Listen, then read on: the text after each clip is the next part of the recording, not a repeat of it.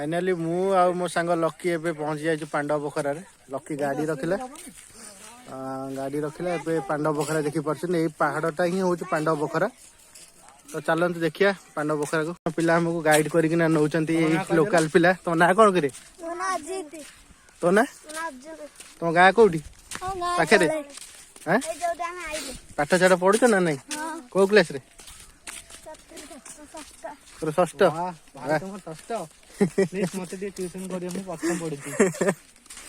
देखी पार्थ यही गोटा पांडव बखरा को बाट गाँ पिला गाइड करना नौचन आम दी जन को।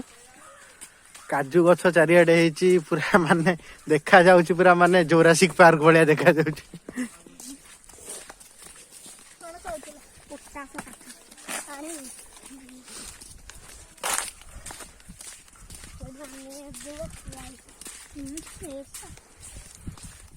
छुआ केते बाट हम कि अल्प माने केते बाट एटे हाथी फाती आसन दियाडे पूरा पहाटा बुले भाई घंटे लगियो घंटे तो लगियो रे गोड़े चलिबो तो भाई पहाड़ चढ़िया चलिए पूरा रॉक क्लाइंबिंग हो। ये सब माने जंगल जिया पई छोट छोट बाट अछि ना काठ हणा होछि मयूर ठेकुआ एगुड़ा सब अछन ने भितर हैं बाघ बाघ नांती ना राति कौन को जीव बाहर बाहर जाऊ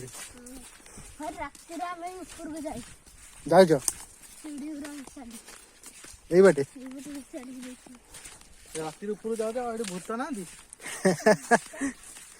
फिस्ट फिस्ट कर फिस्ट करने भी ये बढ़िया जगह है सुविधा सुझाव पानी पानी कौटे आन कि नलकूप पाखे अच्छा उपर खेले माकड़ नहीं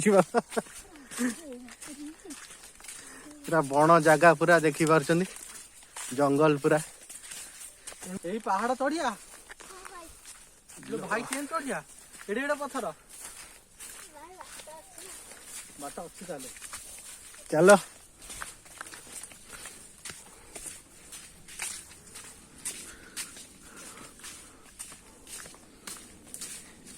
पूरा माने कौन कहल आनाकुंडा जंगल पूरा डायनासोर बाहर एठू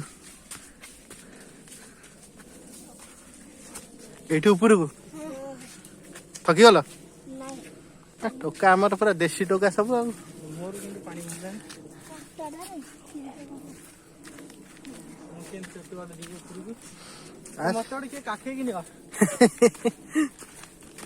तू थकी जाऊ एतिक रे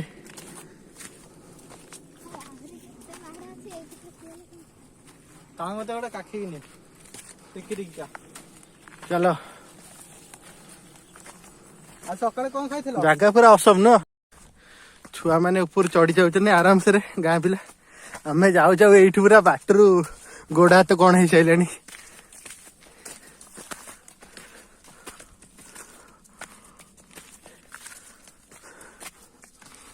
चलो अरे वर्षा हेल्ले तो ये भारी जोर पाद खसुव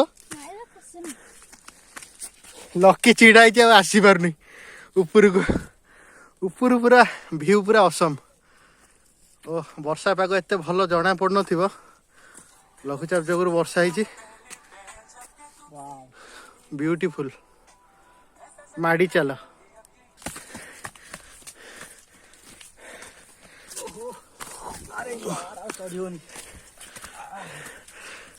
लकी तो गोड़ कौन है कि पुआ धरले पुआ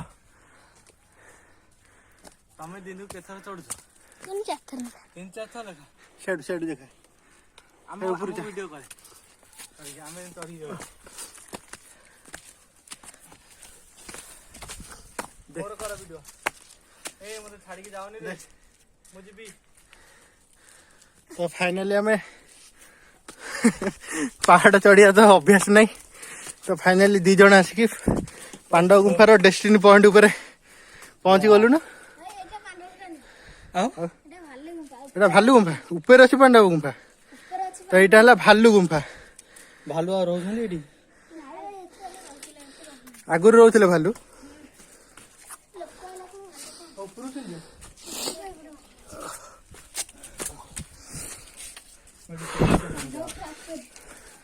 এটা হল ভালু গুম্ফা এটি আগুর কালে ভালু রହୁଥିଲା না না ভালু গুম্ফা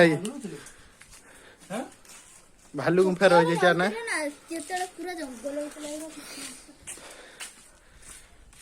देखिए ब्यूटीफुल व्यू अच्छी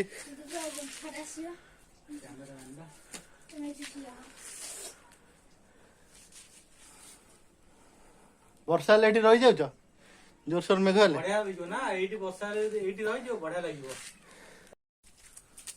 एबे आमे जाउछु भालू गुंफा रु पांडव गुंफा को ऊपर को बाट पूरा माने खसियो माने सीधा तळु को जीवो केमती जिबा केमिति हां 2 सेकंड गले से आस्ते आस्ते जाओ आस्ते आस्ते जाई हबो तो कैमरा धरिपो ताको देखा से तमे पळेला आमे धरी धरी कि ना जीव मो किछि न धरी पड़े तू कोन चलो पुणे ऊपर को सकाळी पानी बोली गोडा तळ जाउछ ना ना आम गाँ में बांकी हाँ बांकी तो जानथिबो जाइथिबो आम गाँ में बांकी हैना पिला माने सहज चढ़ी जाउछ ना धरी धरी अछि पूरा एटी खसियो माने सीधा तळु को को गाँ ये जो टमाटर पूरा औसम चलो ऊपर को चलो केम जीवा केमी जुए तो पड़ेले धडा धड तमे थाओ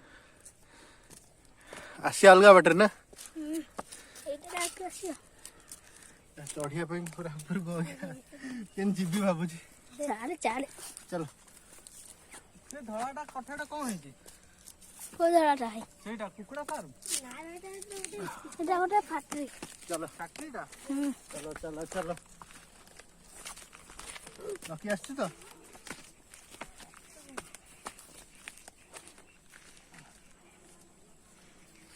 फर्स्ट टाइम मो जीवन रे मु पहाड़ चढ़ुची ए गोटा पांडव गुंफा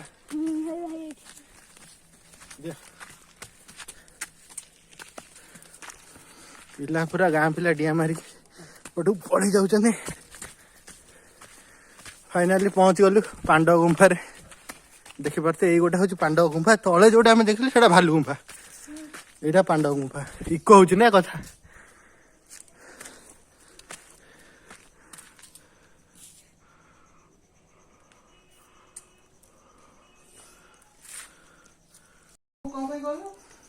ए साउंड एठी बाजी की तळु गथो ना ए बाबा ना कोन बाबा ना कोन तेना बाबा एठी तपस्या करथिले सन्यासी तो तांकर स्मृति सबू ये गुंफार रही से एठार लिखाई जे एठार मद एवं आमिष सेवन करंतु नाही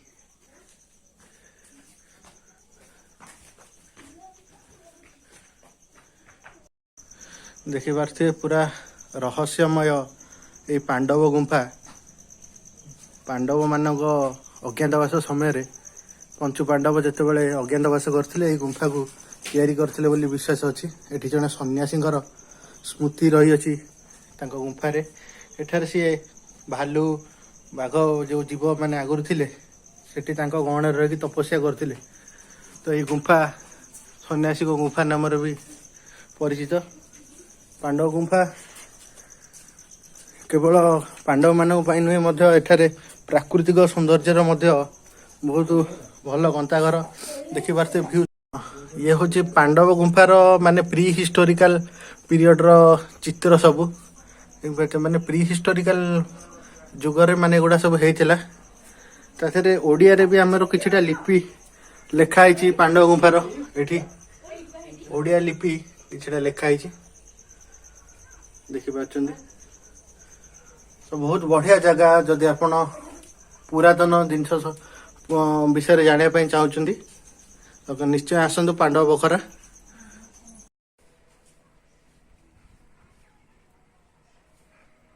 ଏବେ ପାଣ୍ଡବ ବଖରା ଉପରକୁ ଯାଉଛୁ, ପୁରା ପାହାଡର ଟପ୍ ଉପରକୁ। ବାଟ ପୁରା ଦେଖିପାରୁଥିବ, ପୁରା ବଣ ବାଟ। ଉପରକୁ ଚଢିକିନା ପଳେଇ ଯାଉଛନ୍ତି, ଆମେ 2 ଜଣ ରହି ରହି ରହି ରହି ଯାଉଛୁ।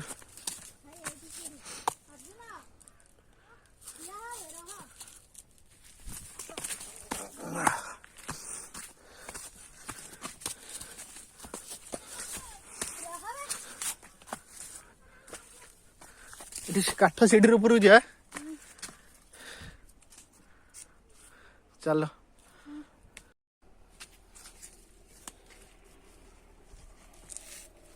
ଆଉ କେତେ ବାଟ ଉପରକୁ? ଆଉ ଅଳ୍ପ ବାଟ। ଚାଲ, କାଠ ସିଡିରେ ଉପରକୁ ଚାଲ। ସିଡି ଭାଙ୍ଗିବନି ତ? ନାଇଁ ଭାଇ, ସିଡି ଭାଙ୍ଗିଯିବ ଯଦି ଆମେ କରିଥିଲୁ କି?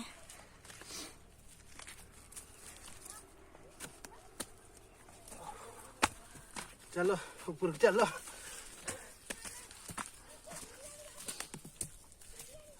ମ୍ୟାନ୍ ଭର୍ସେସ୍ ୱାଇଲ୍ଡ ଭଳିଆ ମତେ ଲାଗୁଛି, ଡିସ୍କଭରି ଚ୍ୟାନେଲର ମ୍ୟାନ୍ ଭର୍ସେସ୍ ୱାଇଲ୍ଡ।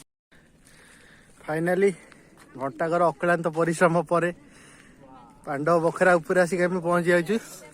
ଦେଖିପାରୁଥିବେ ଭ୍ୟୁ କେମିତିଆ ପାଣ୍ଡବ ବଖରା ଉପରୁ, ପୁରା ପୁରା ପାହାଡର ଟପ୍ ଉପରୁ ଏରୋପ୍ଲେନ୍ ଯାଉଛି। ଦେଖିପାରୁଛନ୍ତି ଏରୋପ୍ଲେନ୍ ଯାଉଛି, ପୁରା କ୍ଲିୟରଲି ଆମେ ଦେଖିପାରୁଛୁ।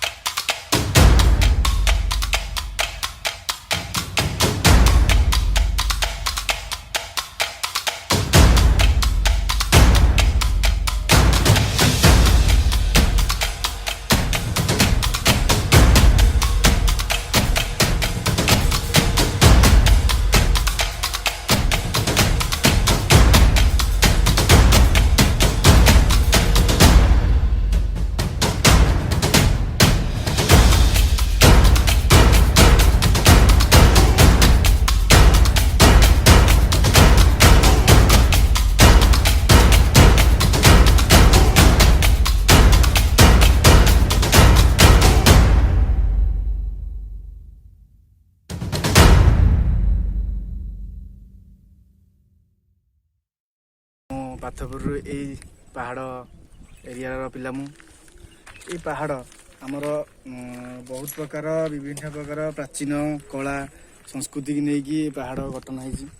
ଏହା ତ ପ୍ରାକୃତିକ ଯାହାକି ଆମେ କହିପାରିବା ନାହିଁ ଯେ କେବେ ଏଇଟା ସେମିତି ହେଇଥିଲା, କେବେ ଏମିତି କେତେ ପ୍ରକାରର ମାନେ ବିଭିନ୍ନ ପ୍ରକାର ଲୋକ କହୁଛନ୍ତି। ଆମ ପୂର୍ବପୁରୀ ମାନେ ବି କହୁଛନ୍ତି ଯେ ଏଠାକୁ ପାଣ୍ଡବ ମାନେ ଆସିଥିଲେ, ଯାହାକି ତଳେ ଅଛି ଗୋଟେ ପାଣ୍ଡବ ବଖରା ଅଛି, ସେଟା ଆପଣ ବି ଦେଖିକି ଆସିଥିବେ। ପାଣ୍ଡବ ମାନେ ଅଜ୍ଞାତବାସ ସମୟରେ ସେମାନେ ଏଠାକୁ ଆସିଥିଲେ। ନିହାତି ଅଜ୍ଞାତବାସ ବେଳରେ ସେମାନେ ଆସିଥିଲେ ଏଠିକି, ଆଉ ଏଠି ବସବାସ କରିଛନ୍ତି। ଏଠୁ ବି ମାନେ ସେମାନଙ୍କୁ ପାଣି ଅସୁବିଧା ହେଇଛି, କିଛିଟା ଏମିତି ବହୁତ ପ୍ରକାର ବିଭିନ୍ନ ସମସ୍ୟା ଘଟିବାରୁ ପୁଣି ଏଠାରୁ ସେ ଚାଲି ଯାଇଛନ୍ତି। ସେମାନେ ଅଜ୍ଞାତବାସ ସଇଲା, ସେମାନେ ତାପରେ ଏଇ ବାଟେ ବିରୁପା ନଦୀ ଦେଇ ଟାଙ୍ଗି ନିହାତି ଯାଇଛନ୍ତି ବୋଲି ବିଶ୍ୱାସ କରାଯାଏ।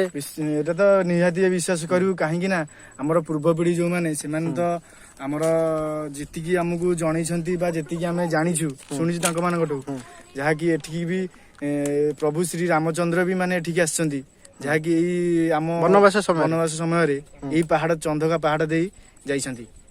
ଆଚ୍ଛା, ଆଉ ଏହାର କିଛି ମାନେ ତଳେ ଆମେ ଦେଖିଲୁ ଯେ ଗୋଟେ ସନ୍ନ୍ୟାସୀଙ୍କର ଗୁମ୍ଫା ଅଛି। ନିହାତି ଭାବରେ ସେଇଟା ଗୁମ୍ଫା କାରଣ ହେଉଛି କି ସେତେବେଳେ ସାଧୁ ସନ୍ନ୍ୟାସୀ ମାନେ ଆସନ୍ତି ଏଠାକୁ, ସେମାନେ ଆସିକି ମାନେ ବିଭିନ୍ନ ପ୍ରକାର ଯୋଗ କାରଣ ଏଠି ଗୋଟେ ସାଧନା କରନ୍ତି, ଆଉ ସାଧନା ପୀଠ ଏଇଟା ଗୋଟେ। ଏଠି ଗୋଟେ ଶାନ୍ତି ଆଉ ସମ୍ପୂର୍ଣ୍ଣ ମାନେ ଶାନ୍ତି ଶୃଙ୍ଖଳା ବା ମାନସିକ ଶାନ୍ତି ମିଳେ, ଯାହାକି ତମେ ଏ ସ୍ଥାନରେ ବସିକି ମିନିମମ୍ କିଛି ନା କିଛି ତମେ ଅନୁଭବ କରିପାରିବ, ପ୍ରାକୃତିକି ତମେ ଅନୁଭବ କରିପାରିବ ଏଇ ଜିନିଷକୁ। ଏଠି ତଳେ ଯୋଉ ଭାଲୁ ଗୁମ୍ଫା ଥିଲା, ସେଟା କଣ ମାନେ ଭାଲୁ ରହୁଥିଲେ ଆଗରୁ? ହଁ, ସେଠି ଭାଲୁ ରହୁଥିଲା ଆଜ୍ଞା। ଏବେ ବି ରହୁଛନ୍ତି, ସେମିତି ଅନ୍ଧାର ହେଲେ ଆସୁଛନ୍ତି, ସେମିତି ଭିତରେ ପଶିକି ରହୁଛନ୍ତି। ପ୍ରାୟ ତଳେ କଣ ଭାଲୁ ଅଛନ୍ତି ଏଇ ଜଙ୍ଗଲ ମାନଙ୍କରେ? ହଁ, ନିହାତି ଭାଲୁ ଅଛନ୍ତି, ଆମେ ତ ସେତେ ଦେଖିନୁ ଠିକ ସେ, କିନ୍ତୁ ଯଥାଥି ଆମେ ରାତି ସନ୍ଧ୍ୟା ଘଡି କହିଲେ ଲୋକମାନେ ଯେତେବେଳେ ଗାଈ ଫାଇ ଚରେଇବାକୁ ଆସନ୍ତି, ଛେଳି ଫେଳି ଚଳିବାକୁ ଆସନ୍ତି ସେମାନେ ଏଠି କିଛିଟା ଭାଲୁଙ୍କୁ ଦେଖିଛନ୍ତି, କିଛିଟା ମାନେ ସେମିତି ବିଲୁଆ ଫିଲୁଆ ମାନେ ଶୃଗାଳ ବଣ କୁକୁର ଯାହା କୁହନ୍ତି, ମୟୂର ଠେକୁଆ ମାନେ ହଁ ଏମାନେ ଏବେ ତ ମୟୂର ଠେକୁଆ ଏଠି ତ ପରିପୂର୍ଣ୍ଣ ମାନେ କହିଲେ କମନ ଏଠି ମାନେ ତ ମାନେ ଆମ ସେ ପାହାଡ ତଳେ ଉଡିକି ପଳଉଛନ୍ତି କହିଲା ବେଳେ ଆମ ଘର ଉପରକୁ ଦେଖିଲେ ବି ଆଶ୍ଚର୍ଯ୍ୟ ଲାଗୁଛି। ଆଉ ଏଠାରେ ମାନେ ବହୁତ ବାରହା କହିଲେ ବହୁତ ପ୍ରବଳ ବାରହା, ପ୍ରବଳ ମାତ୍ରାରେ ଠେକୁଆ, ପ୍ରବଳ ମାତ୍ରାରେ ମୟୂର, ଫସଲ ବି ବହୁତ ନଷ୍ଟ କରୁଛନ୍ତି ଅବଶ୍ୟ। ଆମ ୟୁଟ୍ୟୁବ ଚ୍ୟାନେଲ ଜରିଆରେ ଟିକେ କହିଦିଅନ୍ତୁ ଦର୍ଶକ ନିହାତି ମାନେ ଭାବରେ ଏଠିକି ଆସନ୍ତୁ, ସେମାନେ ଆସନ୍ତୁ, ଏଇ ଚ୍ୟାନେଲକୁ ସବସ୍କ୍ରାଇବ କରନ୍ତୁ, ଲାଇକ୍ କରନ୍ତୁ, ସେୟାର କରନ୍ତୁ, ଏଠାକୁ ବି ଭଲ ଯାହା ଫଳରେ ଆମ କଟକର ପର୍ଯ୍ୟଟନ କିଛି ନାହିଁ ବଢିବ। ଏଠାରେ ଗୋଟେ ପର୍ଯ୍ୟଟନ ଧୀରେ ଧୀରେ ତ ବଢି ଚାଲିଛି। ଏହା ଫଳରେ ବି ଆମର ଏଠି ଯିଏ ଅଛନ୍ତି ଆମର ଏମଏଲଏ ଯିଏ ଅଛନ୍ତି ଏବେ ଦେବୀଚନ୍ଦ୍ର ତ୍ରିପାଠୀ, ସିଏ ବି ମାନେ ଆକଳନ କରିଛନ୍ତି ଯେ ୟା ପରେ କିଛିଟା ନିଜସ୍ୱ ଉନ୍ନତିମୟ କିଛି କାମ କଲେ ଯାହା ଫଳରେ କି ପର୍ଯ୍ୟଟନ ବଢିଯିବ, ଆଉ ଏକୁ ଟିକେ ଆଉ ଟିକେ ଅଧିକାଂଶ ଇଏ କରିଦେବେ ଆଉ। ବହୁତ ବହୁତ ଧନ୍ୟବାଦ ଭାଇ।